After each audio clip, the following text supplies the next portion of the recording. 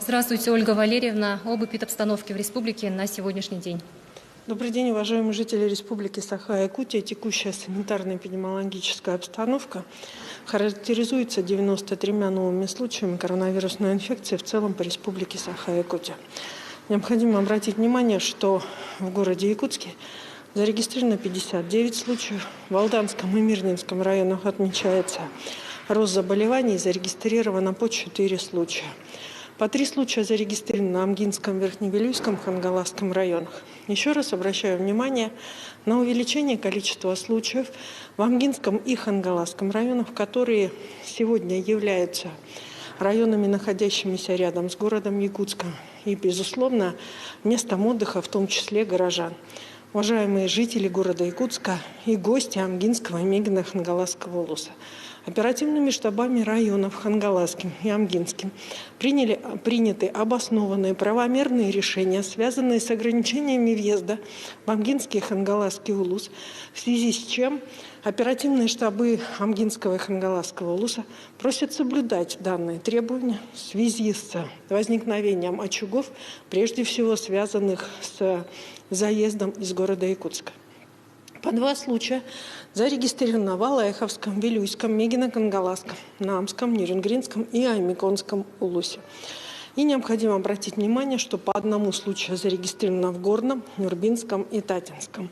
Уважаемые жители Республики Саха-Якутия, нашими лабораториями за сутки проведено 3405 исследований. Это достаточно большое количество исследований. И, безусловно, это говорит о достаточно тяжелом, жестком, практически без выходных труде наших как медицинских работников, так и работников лабораторий.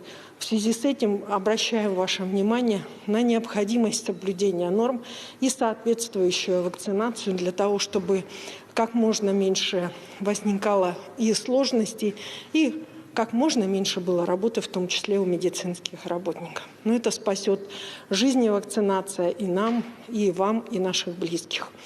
Уважаемые жители Республики Саха-Якутия, вакцинация продолжается в республике.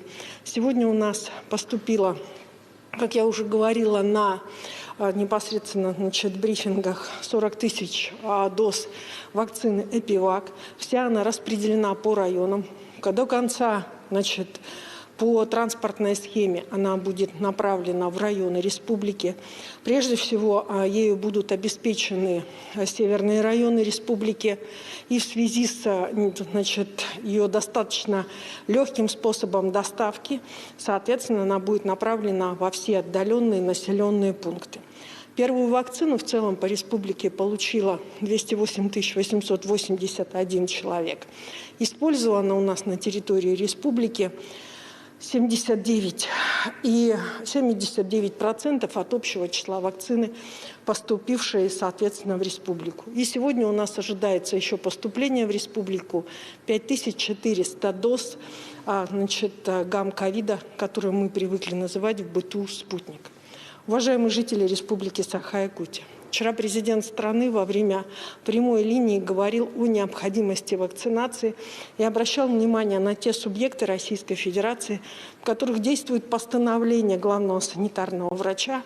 У нас оно было издано 19 мая 2021 года, которое предусматривает необходимость обязательной вакцинации для определенного рода категории, прежде всего, тех работников, которые работают на контакте. В целях его исполнения соответствующие решения были приняты и органами государственной власти. В связи с этим обращаем ваше внимание на то, что с 1 июля начинают отрабатываться механизмы зон, свободных от ковида, как в наших спортивных учреждениях, так и в учреждениях общепита. Еще раз приглашаем всех на вакцинацию.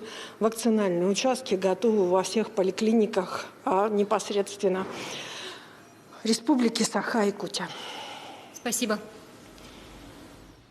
Это был брифинг оперативного штаба по эпидобстановке. А мы переходим к другим новостям.